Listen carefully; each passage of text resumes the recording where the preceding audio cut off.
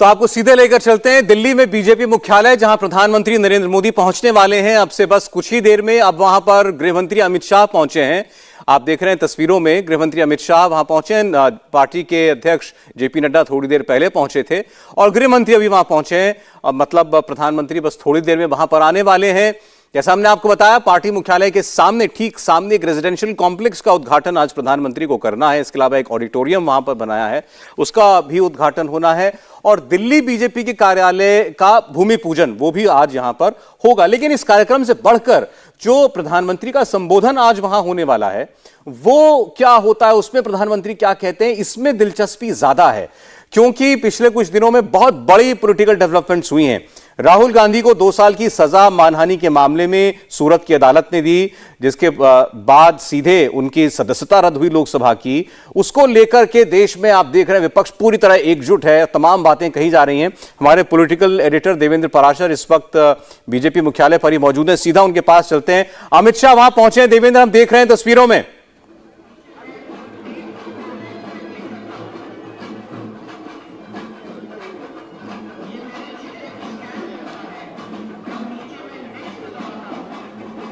जी sir, सवाल एक बार फिर से दोहराएं। क्या अभी प्रधानमंत्री के पहुंचने में कितना वक्त अभी और है देवेंद्र? हम देख रहे हैं गृहमंत्री को देख पा रहे हैं।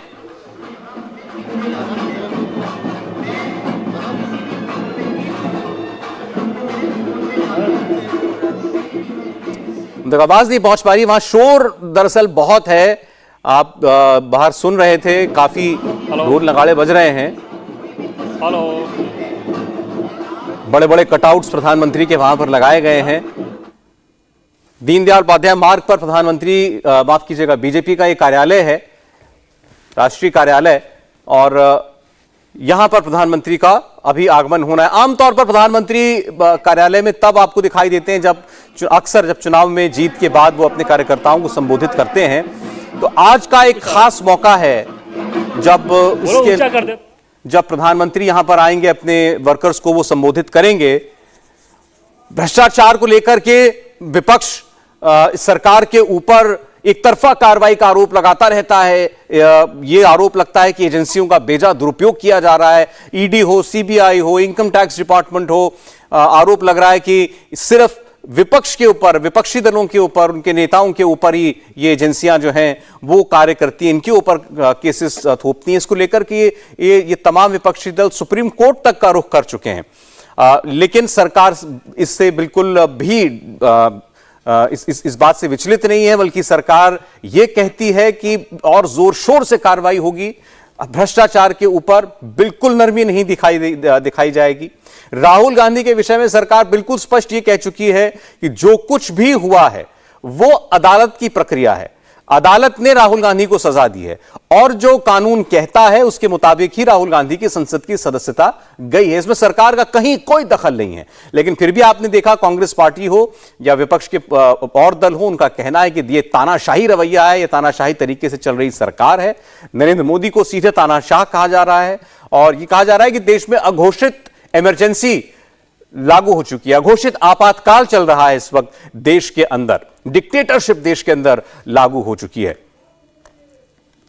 आज प्रधानमंत्री क्या कुछ सियासी बातें भी करते हैं, इसका हमें इंतजार करना पड़ेगा। 6:30 बजे का वक्त प्रधानमंत्री के आगमन का बताया गया था, जो औपचारिक कार्यक्रम तय हुआ है उसके मुताबिक। अब जब आप देख रहे हैं पार्टी के अध्यक्ष वहां पहुंच गए, गृहमंत्री नड्डा वहां पर पहुंचे हुए हैं, तो अब ज्यादा वक्त नहीं रह गया, प्रधानमंत्री भी वहां पर पहुंचने वाले हैं, ऐसा हमें बताया जा रहा है। और उनके इस कार्यक्रम में जो उद्घाटन का कार्यक्रम है, भूमि पूजन का कार्यक्रम है शुरुआत में, उसके बाद फिर वो उनका संबोधन होगा, उनकी स्पीच होगी और जाहिर है उसमें जरूर कुछ ना कुछ पॉलिटिकल कमेंट्स होंगे, क्योंकि चुनाव, कर्नाटक का चुनाव सर पर है। और अभी जैसे राहुल गांधी की सदस्यता गई है, तो आमतौर पर यह भी देखा गया है कि जब भी किसी राज्य में कोई चुनाव होता है, उसके साथ साथ जो जहां कोई भी सीट जो है वो खाली होती है, चाहे वो पार्लियामेंट की सीट हो या कोई और असेंबली की सीट हो, तो वहां उपचुनाव अगर जरूरी होते हैं तो वो उपचुनाव स्टेट असेंबली के साथ कराए जाते हैं। तो ऐसे में क्या वायनाड की सीट भी जो अब खाली हुई है राहुल गांधी की सदस्यता जाने के बाद, उसका भी उपचुनाव जो है वो घोषित किया जाएगा। माना जा रहा है कि जल्द ही कुछ रोज में कर्नाटक के चुनाव की घोषणा हो सकती है। तो प्रधानमंत्री कर्नाटक के दौरे लगातार कर भी रहे हैं। बीजेपी पूरी जोर शोर के साथ कर्नाटक के चुनाव में जुटी हुई है और कांग्रेस पार्टी को इस बात की अब इस वक्त बड़ी प्रबल उम्मीद है कि राहुल गांधी का जो प्रकरण हुआ है, उनकी सदस्यता का जाना, इससे उन्हें जनता की बड़ी सहानुभूति हासिल हुई है और इसका नतीजा कर्नाटक के चुनाव में जरूर देखने को मिलेगा। एक बार फिर हमारे पॉलिटिकल एडिटर से बात करने की कोशिश करते हैं, उन तक आवाज नहीं पहुंच रही है। देवेंद्र, प्रधानमंत्री वहां थोड़ी देर में पहुंचेंगे बताया जा रहा है। अब सवाल यह है कि उनके भाषण में क्या हमें विपक्ष के आरोपों का जवाब भी सुनने को मिलेगा? और सौरभ, अब से बस थोड़ी देर के अंदर प्रधानमंत्री नरेंद्र मोदी यहाँ पे पहुँचने वाले हैं और उनके पहले गृहमंत्री अमित शाह पहुँच चुके हैं, बीजेपी के राष्ट्रीय अध्यक्ष पहुँच चुके हैं और 6:30 बजे का समय बताया गया है प्रधानमंत्री नरेंद्र मोदी के यहाँ पहुँचने का, जो कि समय ऑलरेडी हो चुका है। बस उम्मीद कर रहे हैं हम लोग कि अब से कुछ मिनट के अंदर ही हमारे ठीक पीछे का जो हिस्सा है, यहाँ से होते हुए प्रधानमंत्री नरेंद्र मोदी आएंगे और सबसे पहले लेफ्ट साइड में थोड़ी देर के लिए रुकेंगे जहाँ पे झंडा है, उसके बाद सामने जाएंगे, श्रमजीवियों से मिलेंगे। लेकिन रह गई बात राजनीतिक संदेश की, तो आमतौर पर प्रधानमंत्री नरेंद्र मोदी जिस कार्यक्रम में जाते हैं उनका सबसे बड़ा जोर, सबसे बड़ा फोकस ये रहता है कि आखिर उस कार्यक्रम का विषय वस्तु क्या है। जैसे आज के इस कार्यक्रम का मुख्य जो विषय वस्तु है वो पार्टी संगठन को लेकर आएगी, क्योंकि संगठन के कामकाज के लिए आपको एक्सटेंशन की ज़रूरत थी, इसलिए एक नई बिल्डिंग बनाई गई है। इसमें ऑलरेडी एक डेडिकेटेड रिसर्च सेक्शन होगा। दूसरी तरफ जो पार्टी के पदाधिकारी हैं, महासचिव से लेकर महामंत्री या कोई भी व्यक्ति जो कि दूसरे प्रदेश से आ रहे हैं, उनके ठहरने की व्यवस्था, तीसरी चीज़ की ऑडिटोरियम और कॉन्फ्रेंस हॉल। तो ऐसे में संगठन को लेकर प्रधानमंत्री नरेंद्र मोदी पूरी तरीके पे केंद्रित रहेंगे। लेकिन दो चीज़ पे नज़र टिकी रहेगी। पहली बात यह है कि राहुल गांधी जिस प्रकार से 23 तारीख को कोर्ट के द्वारा उन्हें बर्खास्त किया गया था, उसके बाद कोर्ट के आदेश का पालन करते हुए, क्योंकि कोर्ट के आदेश के बाद वो स्वतः डिस्क्वालीफाइड हो चुके थे, लोकसभा में उनकी सदस्यता गई और उसके बाद कांग्रेस पार्टी जिस प्रकार का माहौल बना रही है, आज जब बीजेपी की पार्लियामेंट्री पार्टी की बैठक हो रही थी, उस बैठक में प्रधानमंत्री नरेंद्र मोदी ने, हालांकि वो बंद कमरे की बैठक थी, लेकिन उसमें अपने सांसदों से कहा कि गुजरात चुनाव के बाद ही हमने बताया था कि जैसे जैसे बीजेपी जीतेगी विपक्ष का हमला और ज़्यादा तीखा होता जाएगा और ज़्यादा नीचे होता जाएगा। आज वही हो रहा है। क्या प्रधानमंत्री नरेंद्र मोदी आज कैमरे के सामने भी इस बात को कहेंगे, जहां क्योंकि अब यहाँ पे सिर्फ सांसद नहीं है बल्कि पार्टी के तमाम पदाधिकारी भी मौजूद हैं और जाहिर तौर पर ये ऑन रिकॉर्ड बात होगी, क्या प्रधानमंत्री नरेंद्र मोदी कांग्रेस पार्टी के जो हमले हो रहे हैं उसका जवाब देंगे, इस पे नज़र टिकी रहेगी। और दूसरी चीज़ कि दिल्ली में अरविंद केजरीवाल जिस प्रकार की बौखलाहट भरी भाषा का इस्तेमाल कर रहे हैं प्रधानमंत्री नरेंद्र मोदी के लिए, बीजेपी के लिए, क्या उस पर, क्योंकि सीधे सीधे तो पीएम मोदी कभी नाम लेते नहीं अरविंद केजरीवाल का, क्या इशारों में कोई नसीहत देते हैं, कोई सीख देते हैं, इस पे नज़र टिकी रहेगी। लेकिन जो अंदाज़ा लगाया जा सकता है मुख्य विषय वस्तु संगठन का ही रहेगा कि किस प्रकार से बीजेपी संगठन का जो विस्तार हो रहा है। और बीजेपी 1980 से लेकर अब तक का जो संगठन का उसका विस्तार हुआ, खासतौर पे 2014 के बाद की अगर आप बात करें तो उसमें जिस प्रकार का विस्तार हुआ है, इस बिल्डिंग के कंसेप्ट की अगर बात करें तो जब से प्रधानमंत्री नरेंद्र मोदी दिल्ली आए उनका सबसे ज़्यादा फोकस इस बात पे रहता है कि न सिर्फ दिल्ली मुख्यालय बल्कि पूरे देश भर में जिला के स्तर पे बीजेपी का अपना दफ्तर होना चाहिए। इसके लिए बाकायदा उन्होंने पार्टी ने एक विंग बनाया था जो इस काम को देखती है। अमित शाह जब अध्यक्ष थे तो इस काम को बहुत तेजी से किया गया और आज जब बीजेपी के अध्यक्ष जेपी नड्डा हैं तो आए दिन हम देखते हैं कि देश के दूर दराज इलाकों में भी बीजेपी के ऑफिस का उद्घाटन किया जाता है। उसके पीछे मकसद ये रहता है पीएम मोदी का, अगर आपको काम करना है तो आपको ज़्यादा मैन फोर्स की ज़रूरत पड़ेगी, ज़्यादा से ज़्यादा लोगों को अगर आप जोड़ना है अगर आपको अपने साथ, तो आपके पास अपने पास कार्यकर्ताओं की एक फौज होनी चाहिए और उनके लिए काम करने की जगह होनी चाहिए ताकि काम ठीक तरीके से हो सके, प्रभावी तरीके से हो सके। तो ये सारी चीज़ें संगठन के विस्तार को लेकर रहती हैं और उसी का एक हिस्सा आप कह सकते हैं कि 2018 में जब दिल्ली में दीनदयाल उपाध्याय मार्ग पर बीजेपी मुख्यालय का मेन बिल्डिंग तैयार हुआ था और आज 2023 में उसके एक्सटेंशन बिल्डिंग का इनॉग्रेशन करने के लिए प्रधानमंत्री नरेंद्र मोदी आ रहे हैं, जिसके लिए लगातार यहाँ पे ढोल नगाड़े बज रहे हैं और ढोल नगाड़े सौरभ इतने ज़्यादा बज रहे हैं कि आपकी आवाज़, आपके सवाल भी ठीक तरीके से नहीं सुनाई दे रहे हैं। दूसरी तरफ आप देखें तो जो बीजेपी के कार्यकर्ता हैं उन्हें बुलाया गया, हालांकि यहाँ पर बहुत सिलेक्टेड एंट्री है क्योंकि स्पेस की समस्या थी और उस लिहाज से सभी बीजेपी के कार्यकर्ताओं को नहीं बुलाया गया बल्कि पास देकर जो लोग पार्टी के पदाधिकारी हैं, जो सांसद हैं, जो केंद्रीय मंत्री हैं, उन लोगों को ही बुलाया गया है। बावजूद इसके आप देखें तो बहुत सारे कार्यकर्ता सामने के हिस्से में खड़े हैं, प्रधानमंत्री नरेंद्र मोदी का इंतजार कर रहे हैं और पूरी की पूरी जो सिक्योरिटी व्यवस्था है पीएम के आने के समय जिस प्रकार की हाई अलर्ट व्यवस्था रहती है, वो सिक्योरिटी व्यवस्था ऑलरेडी यहाँ पे दिख रही है। चाहे एसपीजी के लोग आपको दिखें या दिल्ली पुलिस के लोग दिखें, सब अपनी अपनी जगह पर पूरी सुरक्षा व्यवस्था को मुस्तैद कर चुके हैं और अब फिलहाल इंतजार हो रहा है प्रधानमंत्री का यहाँ पे आने का। और सामने के हिस्से में देखें तो गेट पर ही लिखा हुआ है केंद्रीय कार्यालय विस्तार का लोकार्पण, यानी कि केंद्रीय कार्यालय का ये एक्सटेंशन बिल्डिंग है और आज उसका लोकार्पण किया जा रहा है खुद प्रधानमंत्री नरेंद्र मोदी के द्वारा।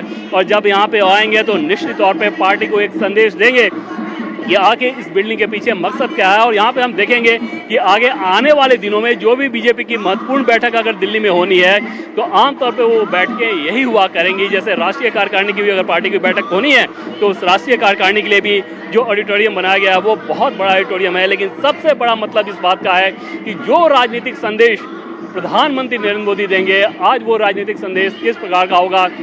हालांकि आज भी पार्लियामेंट्री पार्टी की बैठक में पीएम मोदी ने जिन बिंदुओं को कहा उसमें विपक्ष के हमले को लेकर छोटी टिप्पणी उन्होंने की और छोटी टिप्पणी ये की कि किस प्रकार से बीजेपी जैसे जैसे जीत रही है विपक्ष का हमला और निम्न स्तरीय होता जाएगा और वो हमला जारी रखेंगे, लेकिन हमें उससे प्रभावित नहीं होना है। दूसरी तरफ उन्होंने दो बड़े कार्यक्रम भी दिए।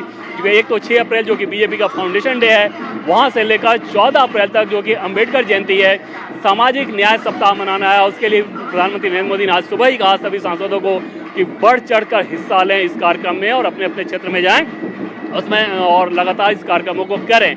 6 अप्रैल को ही जब फाउंडेशन डे है, सुबह लगभग 9:45 पे पीएम मोदी सभी सांसदों को संबोधित भी करने वाले हैं। और उसके अलावा जो दूसरा कार्यक्रम उन्होंने दिया, क्योंकि मई में सरकार का, मोदी सरकार का पिछले कार्यकाल और इस बार के कार्यकाल को मिला लें तो 9 साल पूरा होने जा रहा है। तो ऐसे में 15 मई से लेके 15 जून तक केंद्र सरकार की जो भी योजनाएं हैं, जो प्रमुख योजनाएं हैं, उन योजनाओं के सहारे सभी सांसदों को, पार्टी के संगठन के लोगों को जमीन तक जाना है, ग्राउंड पे जाना है और ये बताना है कि मोदी सरकार ने क्या क्या किया और उनका जो भी कुछ फीडबैक है वो वापस लेना है। समझा जा सकता है कि अगर 2024 में जब लोकसभा का चुनाव होना है उसके पहले इस प्रकार की कवायद कितनी महत्वपूर्ण हो सकती है।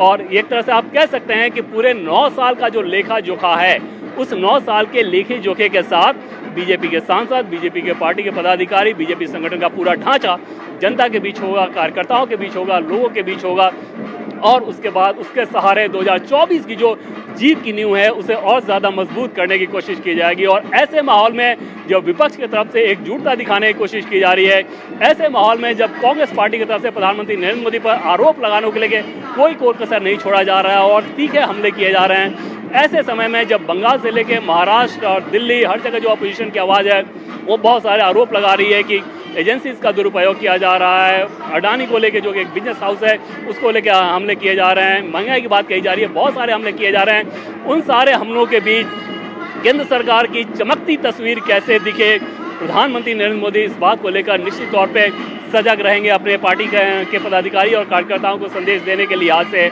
और वो मकसद दिख रहा है कि बीजेपी कैसे न सिर्फ इस साल जहां विधानसभा चुनाव होने हैं उसको लेकर बल्कि अगले साल लोकसभा चुनाव को लेकर भी पूरी तैयारी में जुटी हुई है। इस बार की परीक्षा की बात करें तो अभी सबसे पहली और बड़ी परीक्षा, दूसरी परीक्षा जो होने जा रही है इस साल की नॉर्थ ईस्ट के चुनाव के बाद, वो कर्नाटक की होने जा रही है। और अंदाजा लगाया जा रहा है कि आगे कभी भी कर्नाटक के चुनाव की तारीखों का ऐलान किया जा सकता है। पिछली बार मार्च के आखिरी सप्ताह में किया गया था, एक बार फिर से कभी भी हो सकता है अगले 1, 2 या 3 दिनों के अंदर। और उसमें कर्नाटक में ऑलरेडी बीजेपी सत्ता में है और वहाँ पर एंटी इनकम्बेंसी फैक्टर को आपको काउंटर करना है, येदियुरप्पा फैक्टर को काउंटर करना है, क्योंकि पहले येदियुरप्पा मुख्यमंत्री थे, उसके बाद बीच में हटे हैं। तो इन सारी चुनौतियों के बीच प्रधानमंत्री नरेंद्र मोदी, गृह मंत्री अमित शाह, बीजेपी के राष्ट्रीय अध्यक्ष जेपी नड्डा, उनके बहुत सारे कर्नाटक दौरे हुए हैं। और पीएम मोदी पिछले कुछ महीनों की बात करें तो हर एक महीने में 2 से 3 बार वो कर्नाटक गए हैं, लेकिन वो सारे सरकारी कार्यक्रम थे। जैसे इस चुनाव की तारीखों का ऐलान होगा उसके बाद राजनीतिक कार्यक्रम शुरू होगा और बीजेपी की कोशिश होगी इस बार, बीजेपी के टॉप सोर्सेज बार बार इस बात का दावा कर रहे हैं कि इस बार हमारी कोशिश है कि मेजॉरिटी मार्क से अपने दम पर 10 से 12 सीट ज़्यादा लेकर आए। उसके लिए आप देखें तो बहुत सारे फैक्टर काम भी कर रहे हैं। जैसे अभी अभी जो हालिया फैसला लिया गया है, रिजर्वेशन का फैसला, रिजर्वेशन में जो कुछ बदलाव किया गया है उसको लेकर निश्चित तौर पर कर्नाटक की राजनीति में ज़बरदस्त उबाल है और वो बीजेपी अपने मान के चल रही है कि वो उसके लिए फ़ायदेमंद होगा। दूसरी तरफ अपोजिशन उस मसले को लेकर बहुत ज़्यादा हमलावर है। तो इन सारे माहौल में बीजेपी की बहुत सारी परीक्षाएं होनी है और उन परीक्षाओं की तैयारी पार्टी संगठन किस प्रकार से करे, उस तैयारी के लिए उसको कैसी जगह चाहिए, कैसा मैनफोर्स चाहिए, किस प्रकार की सुविधाएं चाहिए, कैसा लॉजिस्टिक चाहिए, उन सारी चीज़ों पे प्रधानमंत्री नरेंद्र मोदी की नज़र रहती है। और उसी का ये नतीजा है कि ये एक्सटेंशन बिल्डिंग भी यहाँ पे इतने कम समय में बनकर तैयार हुआ, जिसका आज लोकार्पण खुद प्रधानमंत्री नरेंद्र मोदी कर रहे हैं। और लगातार ढोल नगाड़े दुदुम भी ये सारी चीज़ें बता रही हैं कि किस प्रकार से बीजेपी का जो विजय रथ है वो क्योंकि आगे चल रहा है प्रधानमंत्री नरेंद्र मोदी के नेतृत्व में, तो वैसे में पार्टी के कार्यकर्ताओं के भीतर भी कैसा उत्साह है और उस उत्साह को यहाँ पे बहुत आसानी से महसूस किया जा सकता है। नरेंद्र मोदी और अमित शाह के दौर की बीजेपी में एक सबसे बड़ा बदलाव जो आप कह सकते हैं पहले की तुलना में, कि किसी भी चैलेंज से दबाव में आने के बजाय ये हेड ऑन जो स्ट्रेटजी रहती है वो दिखती है कि चुनौतियों से सीधा सीधा मुकाबला किया जाता है, ना कि हाथ छोड़कर घर पे बैठ गए। गिव अप करने का एटीट्यूड बीजेपी में कहीं दिखता नहीं, मोदी अमित शाह के दौर की बीजेपी में। और कर्नाटक में भी शुरू में यह कहा जा रहा था कि बीजेपी बहुत ज़्यादा दबाव में है, लेकिन जब से प्रधानमंत्री नरेंद्र मोदी अमित शाह का दौरा वहाँ पे शुरू हुआ, बीजेपी के राष्ट्रीय अध्यक्ष जेपी नड्डा वहाँ पे जाना शुरू किए, पार्टी ने काम करना बहुत ज़्यादा शुरू किया संगठन के स्तर पे और वहाँ पे राज्य की सरकार को लेकर, तो वैसी स्थिति में बीजेपी का ऐसा आकलन है कि वो ग्राफ बढ़ता हुआ नजर आ रहा है। और पार्टी ये मानकर चल रही है कि जैसे जैसे प्रधानमंत्री नरेंद्र मोदी का चुनावी कार्यक्रम आगे दिनों में होगा, क्योंकि अभी तक पीएम मोदी कर्नाटक में जब भी गए हैं वो इस सरकारी कार्यक्रम के तहत गए हैं, लेकिन जैसे चुनावी कार्यक्रम होगा उसके बाद बहुत ज़्यादा बदलाव आएगा, बहुत ज़्यादा फर्क पड़ेगा, ऐसा बीजेपी मान कर चल रही है। लेकिन इसमें कोई दो राय नहीं कि कर्नाटक एक बड़ी परीक्षा साबित होने जा रही है बीजेपी के लिहाज से। और क्योंकि अगले लोकसभा चुनाव से पहले बहुत राज्यों में चुनाव होने हैं, राजस्थान में चुनाव होने हैं, मध्य प्रदेश में चुनाव होने हैं, छत्तीसगढ़ में चुनाव होने हैं, तो इन सारे चुनाव का असर इसमें कोई दो राय नहीं कि अगले लोकसभा चुनाव के मोमेंटम पर पड़ना है। और उस लिहाज से बीजेपी अपनी पूरी ताकत झोंक रही है और उसी ताकत को झोंकने के क्रम में आज प्रधानमंत्री नरेंद्र मोदी विपक्ष के हमलों का कैसा जवाब देते हैं, सत्ता के लिए, सत्ताधारी पक्ष के संगठन के लिए, अपने लोगों के लिए क्या मंत्र देते हैं, किस प्रकार से आगे बढ़ने का मंत्र देते हैं, इन सारी चीज़ों पे नज़र बनी हुई है। और फिलहाल हम देख रहे हैं कि ऑलरेडी बीजेपी के राष्ट्रीय अध्यक्ष जेपी नड्डा बाहर आ चुके हैं। इसका मतलब ये हुआ कि अब प्रधानमंत्री नरेंद्र मोदी बस कुछ देर के अंदर यहाँ पे पहुँचने वाले हैं, क्योंकि जैसे प्रधानमंत्री आते हैं पार्टी के राष्ट्रीय अध्यक्ष के तौर पर जेपी नड्डा उनकी अगवानी करते हैं, उन्हें रिसीव करते हैं, और वो रिसीव करने के लिए यहाँ पर जेपी नड्डा सामने अभी फिलहाल आए हुए हैं। तो इंतज़ार है इस बात का कि कब प्रधानमंत्री नरेंद्र मोदी यहाँ पर आते हैं। और जैसा कि पहले से बताया जा रहा था कि लगभग 6:30 बजे के लगभग पीएम मोदी को यहाँ पे आना है और पूरी की पूरी तैयारी की जा चुकी है। सब लोग अपनी अपनी जगह पे हैं इस इंतज़ार में कि प्रधानमंत्री नरेंद्र मोदी आएँ। और एक बार जब प्रधानमंत्री नरेंद्र मोदी यहाँ पे आएंगे तो समझा जा सकता है कि यहाँ का माहौल एक बार फिर से किस प्रकार से एक इलेक्ट्रीफाइंग माहौल जिसे कहते हैं वैसा नज़र आएगा। और फिलहाल गृह राज्य मंत्री क्योंकि जाहिर तौर पे किसी काम में व्यस्त रहेंगे, वो जाते हुए उनके पीछे गोपाल शेट्टी जो कि मुंबई के सांसद हैं वो वहाँ पे जा रहे हैं, और बाकी सारे लोग ऑलरेडी अंदर बैठे हुए हैं। बीजेपी के राष्ट्रीय अध्यक्ष यहाँ पे बाहर आ चुके हैं। जितने श्रमजीवी हैं वो अपनी जगह पे हैं, वो भी इस इंतज़ार में हैं कि कब पीएम मोदी आएँ। और जो भी रूट है पीएम मोदी का अंदर आने का उसको पूरी तरह से क्लियर रखा गया है। और एक बार जब प्रधानमंत्री नरेंद्र मोदी यहाँ पे आएंगे तो लाजमी तौर पे कार्यक्रम उसके बाद औपचारिक तौर पे उसकी शुरुआत हो जाएगी। और जैसा कि बार बार हम लोग इस बात को लेकर चर्चा कर रहे हैं कि सबसे ज़्यादा नज़र इस बात पर रहेगी कि प्रधानमंत्री नरेंद्र मोदी का जो संबोधन होगा, क्या वो संबोधन विपक्ष के जो हमले हो रहे हैं उन हमलों को जवाब देने वाला होगा, इशारों में जवाब दिया जाएगा या सीधे सीधे जवाब दिया जाएगा, या फिर पीएम मोदी का पूरा फोकस संगठन की मजबूती को लेकर होगा, क्योंकि ये पूरे तरीके से संगठन का कार्यक्रम है। तो इन सारी चीज़ों को लेकर सिर्फ अंदाज़ा ही लगाया जा सकता है प्रधानमंत्री नरेंद्र मोदी क्या बोलने वाले हैं, किस अंदाज में बोलने वाले हैं। ये सब सिर्फ एक चर्चा का विषय रहता है उनके बोलने से पहले। कई बार जब वो बोलते हैं तो सरप्राइज़ करते हैं, और जिसके बारे में बहुत सारा आकलन किया जाता है कि शायद पीएम मोदी ऐसा बोलें, वैसा नहीं हो पाता।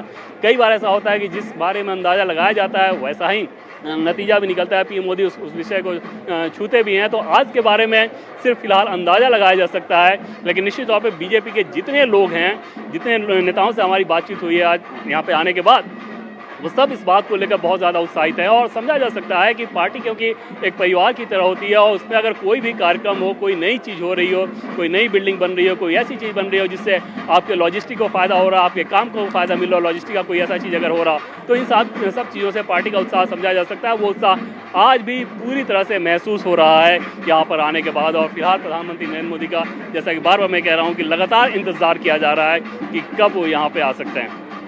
देवेंद्र, आपने बहुत सारे सवालों के जवाब दे दिए और आप बता रहे हैं जैसे प्रधानमंत्री वहां किसी भी वक्त पहुंच सकते हैं। तस्वीरों में आपने दिखाया, अभी जेपी नड्डा उनकी अगवानी करने के लिए तैयार हैं, वहां पहुंचे हुए हैं, बाहर निकल चुके हैं वो ऑफिस कॉम्प्लेक्स के और मौजूद हैं बिल्कुल अगवानी करने के लिए प्रधानमंत्री के। प्रधानमंत्री किसी भी वक्त वहां पर आ जाएंगे और उसके बाद ये कार्यक्रम जो है औपचारिक तौर पर शुरू होगा। और शुरुआत में आप बता रहे हैं कि जो यहाँ का जो आज कार्यक्रम है, ये जो ऑडिटोरियम है और जो रेजिडेंशियल कॉम्प्लेक्स है, इसका उद्घाटन और शायद दिल्ली बीजेपी के दफ्तर का भूमि पूजन भी होना है, पहले वो होगा और उसके बाद प्रधानमंत्री का संबोधन। देवेंद्र,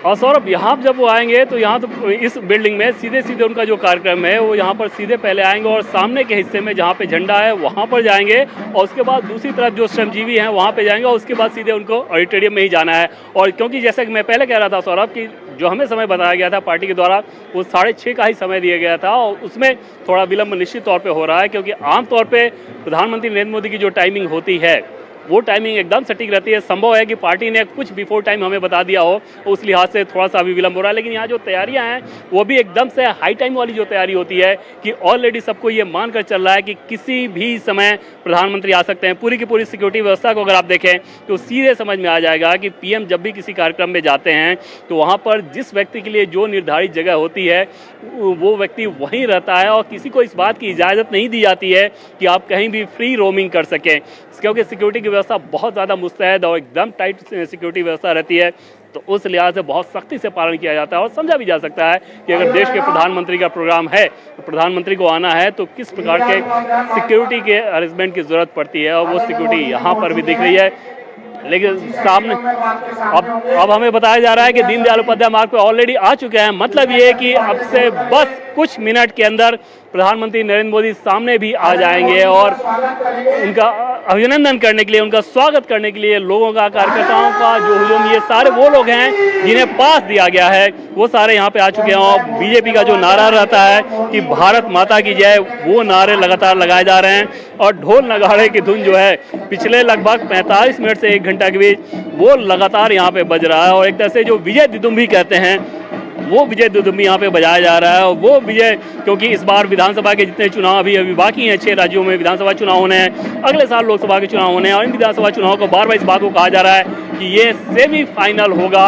अगले लोकसभा चुनाव से पहले वहाँ पर मोमेंटम हासिल करने की कोशिश रहेगी कि मध्य प्रदेश में क्योंकि बीजेपी की सरकार है, राजस्थान में कांग्रेस की सरकार है, वहाँ पर बीजेपी के सामने चुनौती होगी उस सरकार को बेदखल करने की, अशोक गहलोत को बेदखल करने की।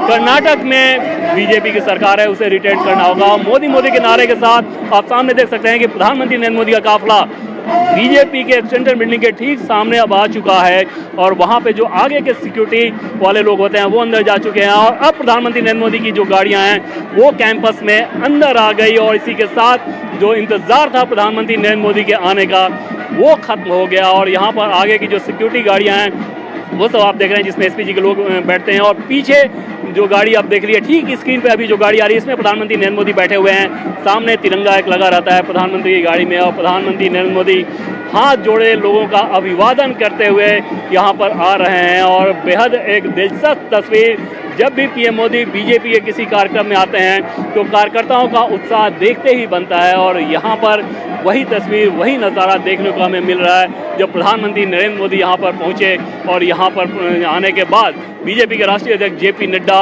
उनका अभिनंदन करेंगे और उनको रिसीव करेंगे और उसके बाद आगे के कार्यक्रम के लिए प्रधानमंत्री को लेके जाएंगे। जेपी नड्डा जो कि बीजेपी के राष्ट्रीय अध्यक्ष हैं हाथ जोड़कर खड़े हुए हैं कि प्रधानमंत्री नरेंद्र मोदी उतरें, उनका अभिवादन कर रहे हैं। और ये अभिवादन इस लिहाज से है कि बीजेपी के वैसे नेता हैं प्रधानमंत्री नरेंद्र मोदी जिन्होंने पार्टी को ऐतिहासिक सफलता दिलाई और ये ऐतिहासिक सफलता एक बार नहीं हुई। आप अंदाजा लगाएं कि 2014 में किसने सोचा था कि बीजेपी अपने दम पे सरकार बनाएगी।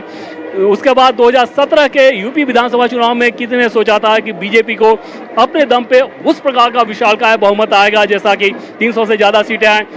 फिर 2019 में जब लोकसभा का चुनाव हुआ, उस समय किसको अंदाजा था कि बीजेपी दोबारा लगातार जीतने का कारनामा दिखाएगी। बीजेपी ने वो काम भी किया। उसके बाद फिर से अब उत्तर प्रदेश की विधानसभा का चुनाव था, तो वो एक चुनौती थी। कई राज्यों में, नॉर्थ ईस्ट में ऐसे सफलताओं की एक लंबी फहरिस्त है जो कि बीजेपी प्रधानमंत्री नरेंद्र मोदी के नेतृत्व में लगातार अचीव कर रही है। उससे समझा जा सकता है कि अपने सबसे बड़े नायक को बीजेपी जब अपने बीच पाती है तो कार्यकर्ताओं के बीच कैसा उत्साह रहता है, लोगों के बीच कैसा जोशो खरोश रहता है, बीजेपी संगठन के जो पदाधिकारी हैं उनके बीच कैसा जोशो खरोश रहता है, क्योंकि उन्हें पता है कि ये जो चेहरा है वो सबसे भरोसेमंद चेहरा है उनके लिए। ये वो चेहरा है जो कि बार बार चमत्कारिक सफलता दिलाता है। ये वो चेहरा है जो किसी भी चुनौती से बीजेपी को निपटने में मदद करता है। बल्कि ऐसा नहीं होता कभी कि वो सरेंडर करें, बल्कि लगातार अपने नेताओं को ये मंत्र देते रहते हैं कि किन मंत्रों के सहारे आपको आगे बढ़ना है, किन मंत्रों के सहारे आपको चुनौतियों से निपटना है। ऐसा नहीं है कि अपोजिशन के द्वारा चुनौती नहीं मिटती। जैसे उत्तर प्रदेश के संदर्भ में देखें तो पिछली बार लोकसभा चुनाव में जिस प्रकार से सपा बसपा एक साथ आई थी, उसके बाद ऐसा लगा था कि शायद बीजेपी के लिए बहुत ज़्यादा परेशानी हो, लेकिन तब भी प्रधानमंत्री नरेंद्र मोदी ने अपने संबोधन में अंदरूनी जो उनकी बैठकें थी उन बैठकों में भी संबोधन में ये कहा था कि जिस प्रकार की जीत हमें 2014 में मिली, कमोबेश वैसी ही जीत 2019 में भी मिलेगी, और वही नतीजा सामने आया। तो ये जो कॉन्फिडेंस जब नेता अपने संगठन के लोगों को, अपने पदाधिकारियों को देते हैं, तो फिर वही कॉन्फिडेंस नीचे ग्राउंड तक जाता है वर्कर के बीच, और वो वर्कर फिर जब जनता के बीच जाते हैं तो पूरे जोशो खरोश और उत्साह के साथ जाते हैं। अगर संगठन में जोशो खरोश ना हो, उत्साह ना हो, तो समझा जा सकता है कि किसी भी पार्टी का अभियान कितना लचर हो सकता है। और अपोजिशन के कई दलों को अगर आप देखें तो बहुत आसानी से समझ सकते हैं कि संगठन की मजबूती संगठन के नेतृत्व पर निर्भर करती है। और अगर नेतृत्व मजबूत नहीं है, नेतृत्व भरोसेमंद नहीं है, नेतृत्व अगर आपको कॉन्फिडेंस नहीं दे पाता है, तो उस कॉन्फिडेंस को लेकर आप जनता के बीच नहीं जा सकते हैं। और अगर जनता के बीच अगर आप नहीं जाएंगे तो नतीजा वैसा सिफर ही रहेगा। तो वहाँ पर प्रधानमंत्री नरेंद्र मोदी बीजेपी के सबसे बड़े नायक हैं, बीजेपी के इतिहास में सबसे बड़े नायक हैं। देवेंद्र, जरा अब अंदर ऑडिटोरियम की तस्वीरें भी आ चुकी हैं। पूर्व अध्यक्ष क्या हो रहा है सुनते हैं। गृह मंत्री माननीय अमित शाह जी का स्वागत है। करतल ध्वनि से उनका स्वागत करिए।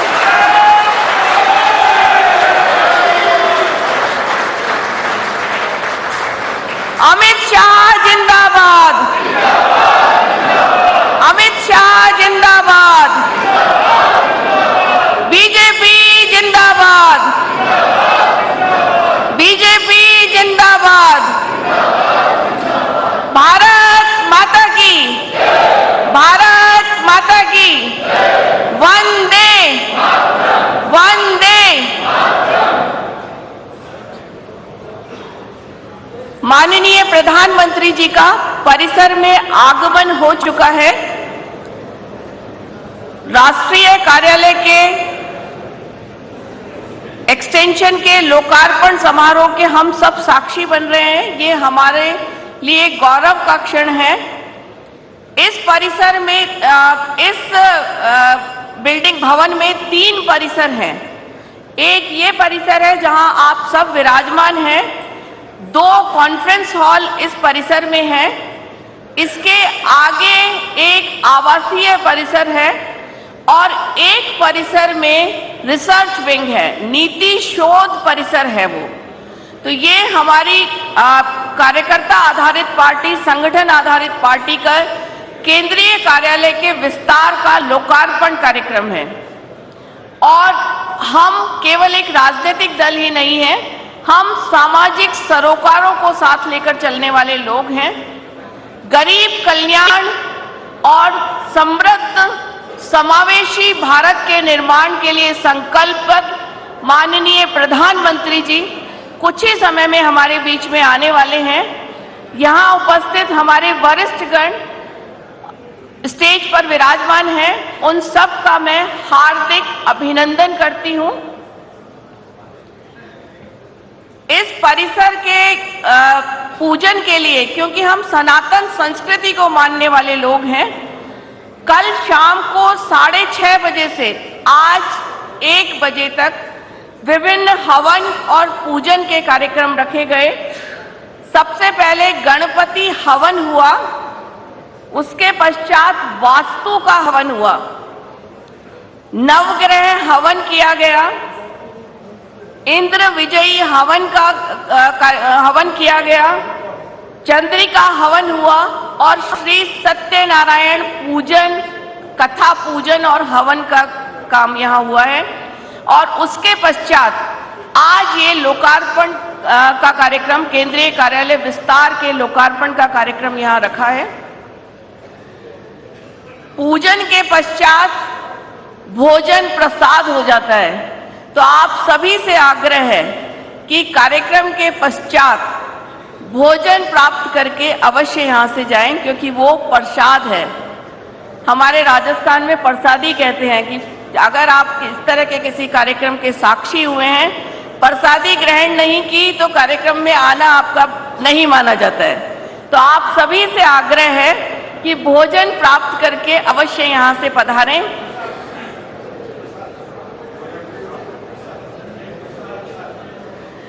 भारत माता की, भारत माता की, वंदे वंदे, बीजेपी जिंदाबाद, भाजपा जिंदाबाद, भाजपा जिंदाबाद।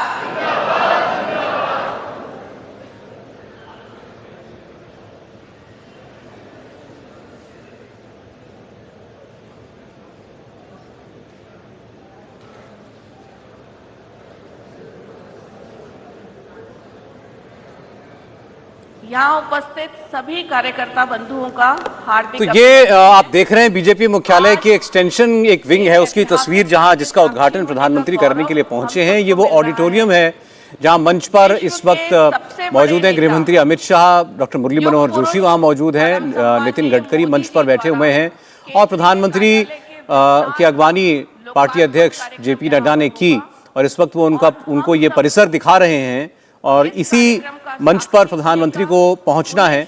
यहाँ उनका आगमन होने वाला है थोड़ी देर में और यहीं से फिर वो संबोधित करेंगे कार्यकर्ताओं को, नेताओं को जो पार्टी के सामने बैठे हुए हैं। एक बार फिर देवेंद्र पराशर के पास चलते हैं। देवेंद्र, आपने बड़े विस्तार से बताया इस कार्यक्रम के बारे में और प्रधानमंत्री क्या क्या विषय छू सकते हैं। आपने बताया कर्नाटक चुनाव पर पार्टी इस वक्त पूरी तरीके से फोकस्ड है। चुनाव की केवल बात नहीं है, पार्टी के विस्तार की बात है और पार्टी अपने भवनों को लेकर के, पार्टी अपने कार्यालयों को लेकर के भी कितनी ज्यादा फोकस्ड रहती है और ये भी कि हर जिले में पार्टी का एक अच्छा कार्यालय होना चाहिए।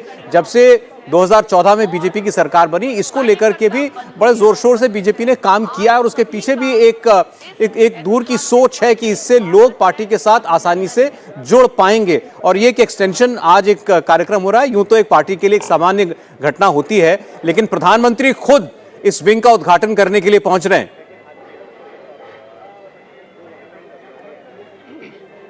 अब बिल्कुल सौरभ, और इसमें कोई दो राय नहीं कि जब से 2014 में दिल्ली आने के बाद और 2014 से पहले जब गुजरात में थे तो गुजरात के स्तर पे प्रधानमंत्री नरेंद्र मोदी ने उसी मॉडल को लागू किया था। जैसे गुजरात में आप गांधीनगर का दफ्तर देखें कमलम, तो उस समय बीजेपी के दूसरे राज्यों के लिए वो एक नज़ीर हुआ करता था। और जैसे वो दिल्ली आए तो दिल्ली आने के बाद भी उन्होंने इसी काम को किया और उसके पीछे प्रधानमंत्री नरेंद्र मोदी की सोच ये रहती है कि अगर आपको कोई काम करना है, बेहतर तरीके से करना है, ज़्यादा से ज़्यादा लोगों के साथ करना है और बहुत बड़े एम्बिशन के साथ काम करना है, तो उसके पीछे लॉजिस्टिक सपोर्ट जितना संभव हो उतना रहना चाहिए। और ये सिर्फ बिल्डिंग की बात नहीं होती है, किसी भी फैसिलिटी के बाद जैसे जितनी बिल्डिंग बनाई जाती है सौरभ, उसको एकदम से हाईटेक रखा जाता है। जैसे कोरोना के काल में आपने देखा क्योंकि किस प्रकार से सख्त जरूरत पड़ी उस समय बीजेपी को कि अचानक आपको पूरे संगठन को एक्टिव करना था कि लोगों की मदद कर सकें, तो बीजेपी के राष्ट्रीय अध्यक्ष आराम से वीडियो कॉन्फ्रेंसिंग के मार्फत संगठन के लोगों को की बैठकें करते थे और उन्हें निर्देश देते थे।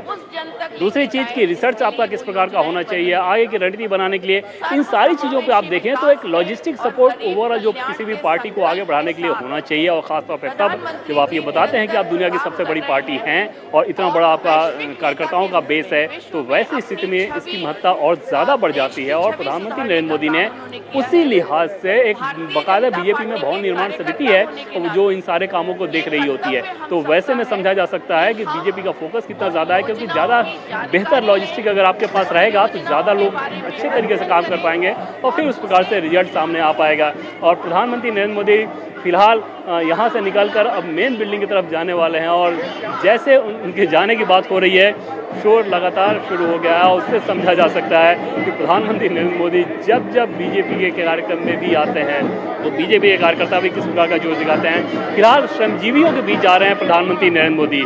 जिन श्रमजीवियों के बारे में मैं लगातार बता रहा था कि और इससे पहले ऐसा नहीं है कि ये तस्वीर पहली बार देखने को मिल रही है। सेंट्रल विस्टा प्रोजेक्ट का जब इनॉग्रेशन था वहाँ भी प्रधानमंत्री नरेंद्र मोदी ने बाकायदा इनसे बातचीत की थी। वहाँ के जो श्रमजीवी थे, जिन लोगों ने उसके निर्माण में पूरे अपना खून पसीना बहाया था, उन्हें जाकर प्रधानमंत्री नरेंद्र मोदी ने धन्यवाद दिया था।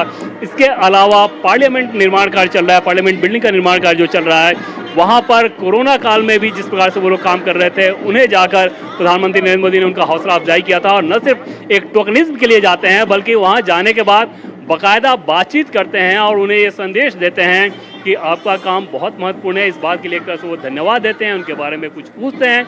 इस सबसे कितनी हौसला अफजाई होती होगी उन श्रमजीवियों की समझा जा सकता है। ये टर्म भी प्रधानमंत्री नरेंद्र मोदी का दिया हुआ है कि वो वैसे लोग हैं जो कि अपने श्रम के बल पर यानी कि अपनी मेहनत के बल पर जिंदा रहते हैं। और फिलहाल फोटो सेशन ये कराया जा रहा है। जाहिर तौर पर उन सारे लोगों के लिए एक बेहद यादगार तस्वीर रहेगी कि देश के प्रधानमंत्री के साथ वो बैठ रहे हैं और उनके साथ बराबरी के स्तर पर बैठ रहे हैं, उनके साथ तस्वीरें ले रहे हैं। और प्रधानमंत्री नरेंद्र मोदी किसी के भी काम के महत्व को न सिर्फ एप्रिसिएशन में विश्वास करते हैं बल्कि अगर किसी काम को लेकर वो उनको नाराज़गी है तो उसे भी वो उसी रूप में व्यक्त करते हैं। जैसे याद होगा कि किस प्रकार से उन्होंने एक टर्म दिया था परजीवी।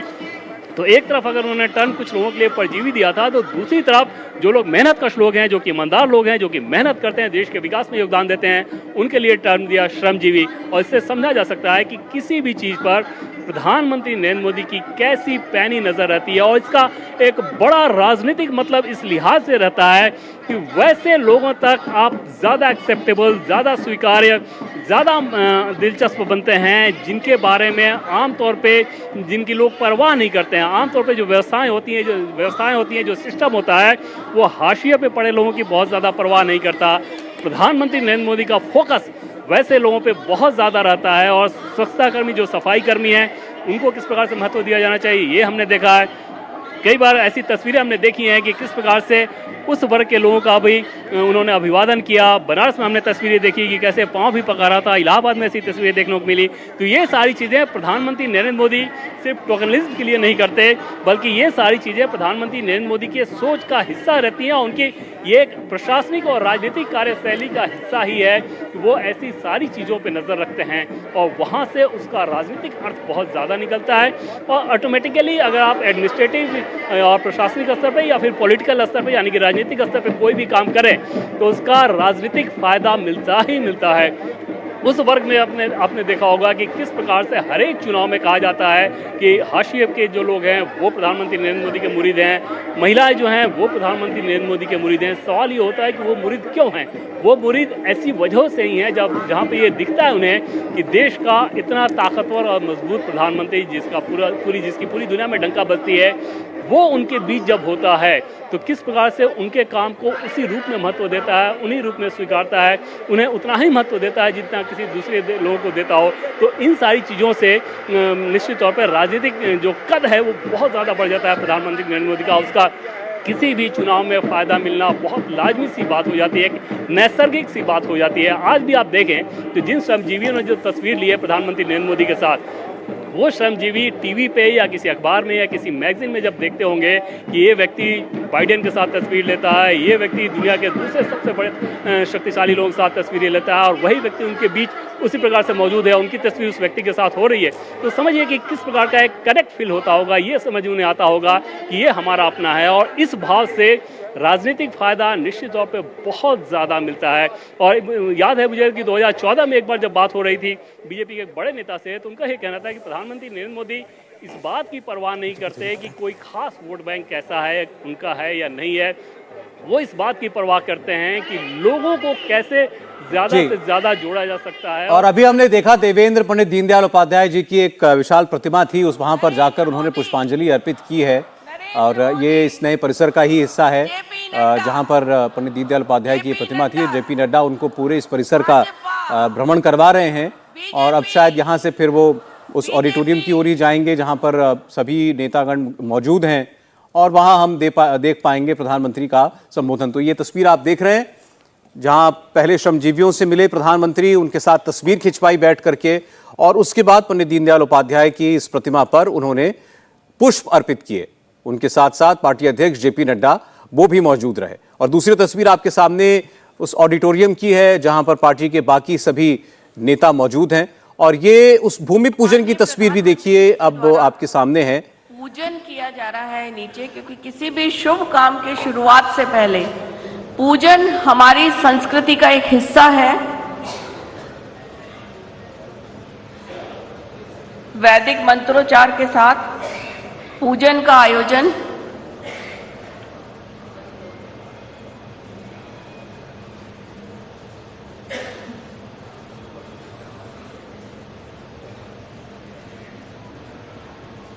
हम सनातन संस्कृति को मानने वाले लोग हैं और किसी भी शुभ काम से पहले पूजन की परंपरा हमारे यहाँ है।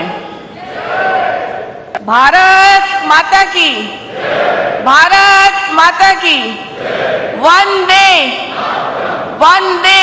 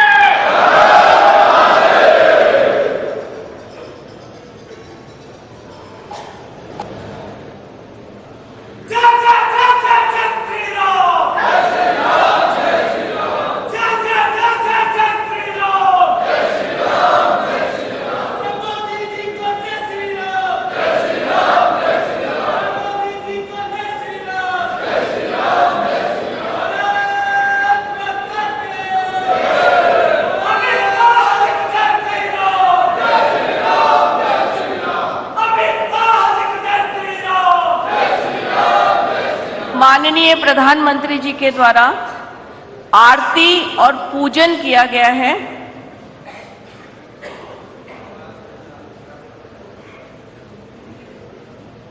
विधिवत पूजन और आरती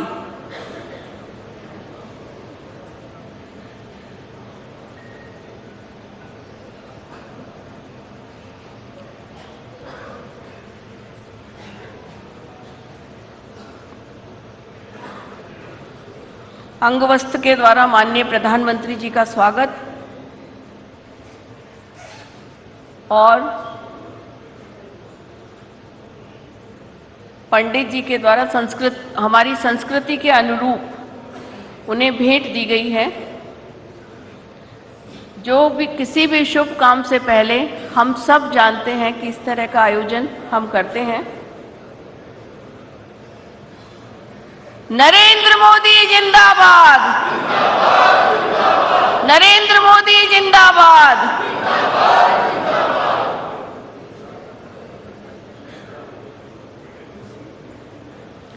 माननीय प्रधानमंत्री जी के द्वारा दीनदयाल जी और हमारे श्यामा प्रसाद जी मुखर्जी के स्टैच्यू पर पुष्प चढ़ाया गया। वो लोग जिन्होंने हमें विचार दिया, जिन्होंने हमें अंत्योदय की अवधारणा दी, वो जिन्होंने कश्मीर भारत का अभिन्न अंग माना, हमारे युग पुरुष दीनदयाल जी और श्यामा प्रसाद जी मुखर्जी के स्टैच्यू पर पुष्प अर्पित कर अपनी श्रद्धा सुमन उन्होंने अर्पित किए। अब परिसर का अवलोकन के लिए आगे बढ़ रहे हैं प्रधानमंत्री जी और कुछ ही समय में हमारे बीच उपस्थित होंगे।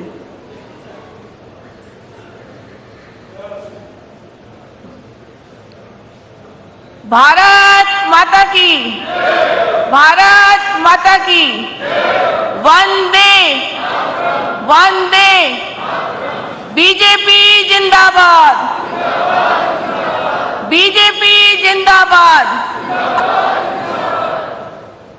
भारतीय जनता पार्टी जिंदाबाद, भारतीय जनता पार्टी जिंदाबाद। अमित शाह जी को जय श्री राम, जय श्री राम, जय श्री राम। अमित शाह जी को जय श्री राम, जय श्री राम, जय श्री राम।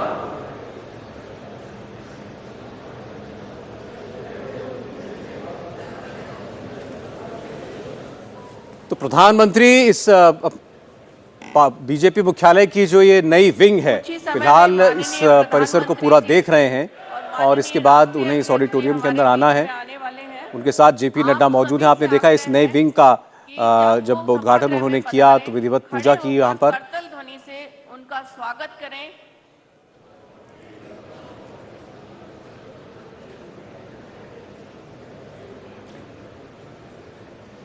तस्वीरें आपके सामने हैं परिसर जब में आने के पश्चात सबसे इस पहले नई विंग का हमारी उद्घाटन संस्कृति उन्होंने के किया। अनुरूप उससे पहले वहां पूजा की उन्होंने किया गया माननीय प्रधानमंत्री नरेंद्र मोदी ने। द्वारा। उसके बाद और आप कह सकते हैं कि इस बीजेपी मुख्यालय को और विचार देने और भव्य बना दिया गया है पुरुष माननीय और हाईटेक बना दिया गया है। माननीय श्यामा प्रसाद मुखर्जी अब से लेकर 2024 तक चुनाव ही चुनाव है देश के अंदर। और इस बीजेपी के मुख्यालय में आपको जबरदस्त गहमा गहमी देखने को मिलेगी पूरा साल। इसी समय में माननीय प्रधानमंत्री उसके लिए इस और माननीय नड्डा जी हमारे बीजेपी हेडक्वार्टर्स को पूरी तरह तैयार किया गया है। और आज हम सब के लिए बहुत गौरव का पल है कि इस केंद्रीय कार्यालय के विस्तार के लोकार्पण समारोह कभी भी प्रधानमंत्री अपने साक्षी नेताओं के बीच में पहुंचने वाले हैं। साक्षी बनेंगे माननीय प्रधानमंत्री जी के उद्बोधन का। निश्चित रूप से ये ऐतिहासिक सवाल यही है कि उनकी इस स्पीच में अपनी पार्टी वर्कर्स के लिए क्या संदेश होता है। कार्यक्रम का हिस्सा होने का विपक्ष के हमले उन पर लगातार जारी हैं और अब तो शब्दों की मर्यादा भी कई बार टूट जाती है।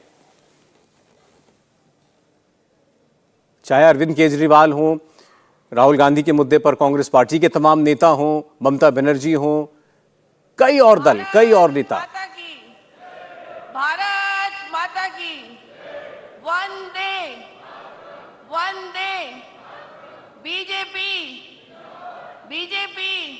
लगातार मंच से नारे लगवाए जा रहे हैं ताकि वहां मौजूद लोगों का जोश बरकरार रहे। सारे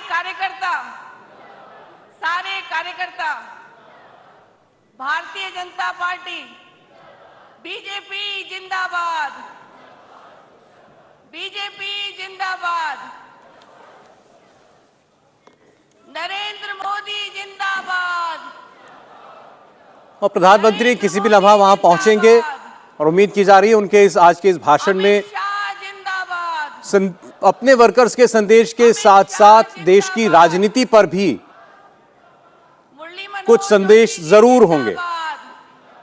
वैसे भी ये पूरी तरीके से चुनावी सीजन है, उनकी पार्टी चुनावों में पूरी तरीके से व्यस्त भी है, तो कोई ना कोई चुनावी संदेश भी छिपा हुआ हो सकता है। सारे कार्यकर्ता जिंदाबाद, खासकर भ्रष्टाचार पर बीजेपी प्रधानमंत्री जिंदाबाद। कोई मैसेज जरूर दे सकते हैं। भले उनकी सरकार पर यह आरोप विपक्ष लगा रहा है कि जिंदाबाद। एजेंसियों का केवल एक ही निशाना है, वो है विपक्ष। भारत माता की, भारत माता की, वंदे वंदे मातरम मातरम मातरम मातरम, भारत माता की।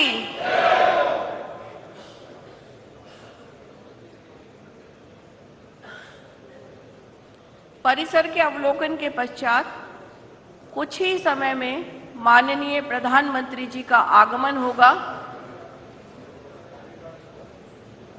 आप सब जो यहाँ कार्यकर्ता बंधु उपस्थित हैं, आप सभी का हार्दिक अभिनंदन है।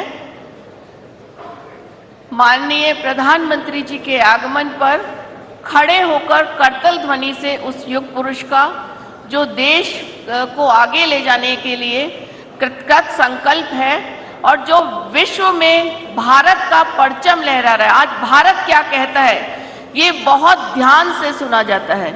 तो भारत आज दर्शक से आगे बढ़कर विश्व गुरु की ओर जा रहा है। इसलिए मैं आग्रह करना चाहूंगी आप सभी से कि परम सम्माननीय प्रधानमंत्री जी और सम्माननीय नड्डा जी के आगमन पर खड़े होकर करतल ध्वनि से स्वागत करें उनका, जो न केवल हमें भारतीय जनता पार्टी होने का कार्यकर्ता होने का गौरव प्रदान करते हैं, बल्कि विश्व में भारत की पहचान है।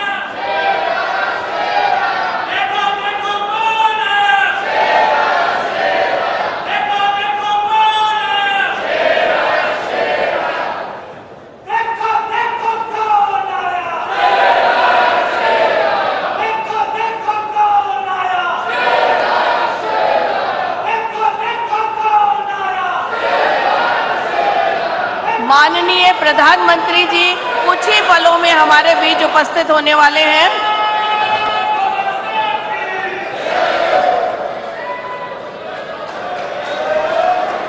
भारत माता की, भारत माता की। मोदी मोदी मोदी मोदी मोदी मोदी मोदी मोदी मोदी मोदी मोदी मोदी मोदी। नरेंद्र मोदी जिंदाबाद, नरेंद्र मोदी जिंदाबाद, जेपी नड्डा जिंदाबाद।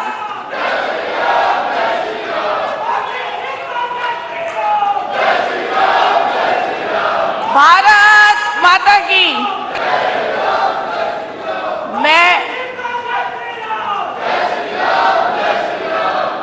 मैं मंचासीन, कृपया अपने स्थान ग्रहण करें।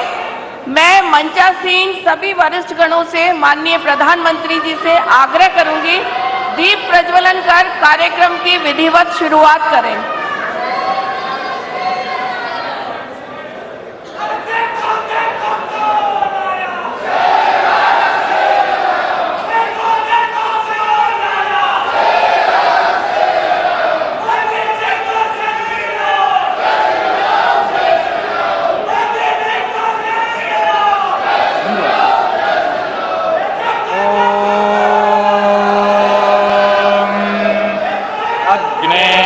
सुपथाराये अस्मान् विश्वादिदेव भजनादिविद्वान् योऽध्यस्मज्जोराटमेनः भोजिष्ठान्ते नम उक्तिं विधेम। सहना भवतु सहनौ भुनक्तु सह वीर्यङ्करवावहै तेजस्विनावधीतमस्तु मा विद्विषावहै। ॐ शान्ति शान्ति शान्तिः।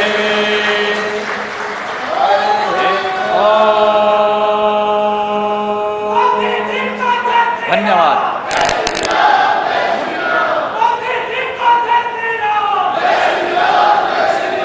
भारत माता की।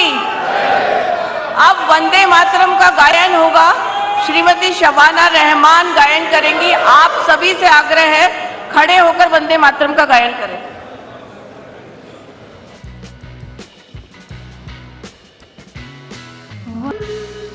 भारत माता की, भारत माता की।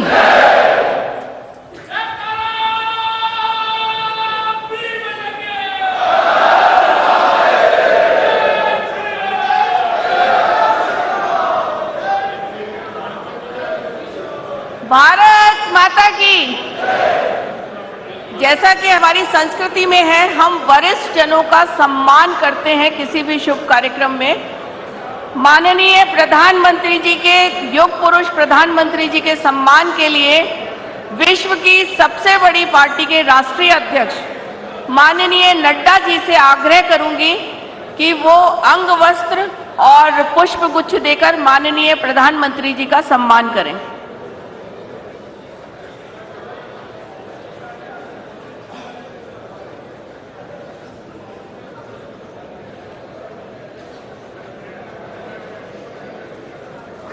करतल ध्वनि से स्वागत करिए।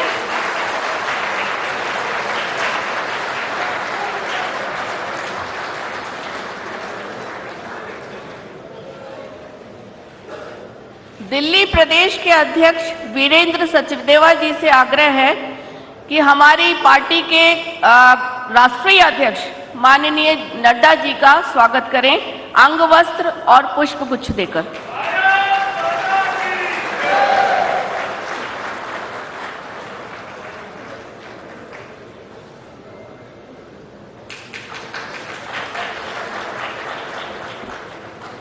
हमारे पूर्व अध्यक्ष और पूर्व मंत्री वयोवृद्ध नेता मुरली मनोहर जोशी जी के स्वागत के लिए प्रदेश के महामंत्री हर्ष मल्होत्रा जी से आग्रह करूंगी कि अंग वस्त्र और पुष्प गुच्छ देकर माननीय मुरली मनोहर जी का स्वागत करें।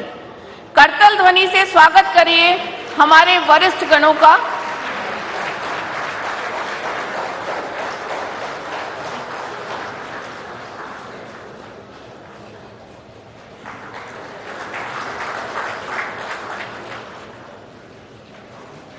पूर्व राष्ट्रीय अध्यक्ष और वर्तमान गृह मंत्री जिन्होंने एक भारत श्रेष्ठ भारत के स्वप्न को साकार किया है, माननीय अमित शाह जी के स्वागत के लिए मैं आग्रह करूंगी जयप्रकाश जी को, जो पूर्व मेयर हैं दिल्ली के।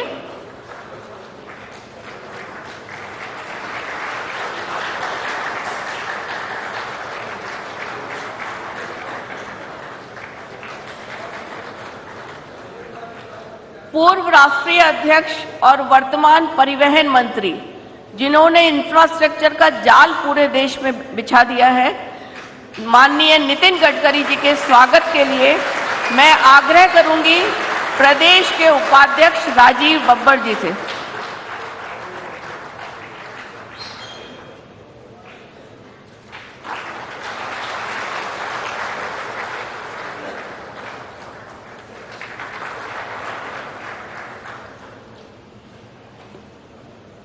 विकासवाद को सेंटर में लाने वाले और देश के विकास की अवधारणा को नई परिभाषा देने वाले सर्वसमावेशी समृद्ध भारत के निर्माण को संकल्पबद्ध माननीय युग पुरुष वैश्विक नेता मोदी जी से आग्रह करूंगी, माननीय प्रधानमंत्री जी से निवेदन करूंगी कि केंद्रीय कार्यालय विस्तार का डिजिटली लोकार्पण करें।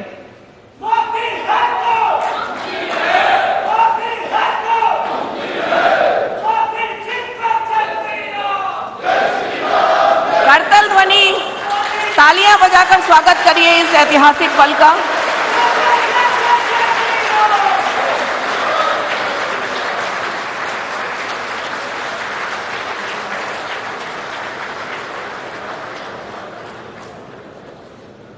केंद्रीय कार्यालय विस्तार के पर एक फिल्म का प्रस्तुतिकरण है 5 मिनट की। उस फिल्म का अभी प्रस्तुतिकरण चालू है।